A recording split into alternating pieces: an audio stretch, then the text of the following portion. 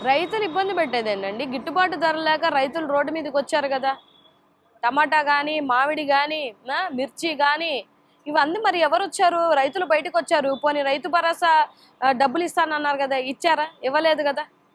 మరి యూరియా రాష్ట్రమంతటా యూరియా అసలు ఎప్పుడు ఏ చరిత్రలో ఏ ప్రభుత్వం యూరియా లేకుండా లేదు. మీరొచ్చిన తర్వాత యూరియా లోటు గూడా జరిగింది గదా! ఇవన్నీ ఎవరు చెప్తున్నారు?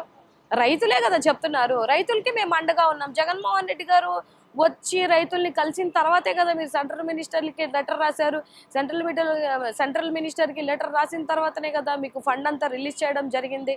సో, రైతు కష్టపడుతున్నాడు, రైతుకి అండగా ఉంటామని చెప్పినటువంటి మీరు ఇవాళ రైతు కష్టాల్లో ఉంటే కూడా పట్టించుకోకుండా మీ స్వలాభాల కోసం, మీ రాజకీయ లబ్ధుల కోసం మాత్రమే రైతును అవసరానికి, రైతు ఓట్లు అవసరానికి వాడుకున్నారు తప్ప వాళ్ళకి మంచి చేసే ఉద్దేశం మీకు లేదు అనని ఇవాళ రాష్ట్రంలో ఉన్నటువంటి రైతులందరికీ తేట తెల్లమైపోయింది.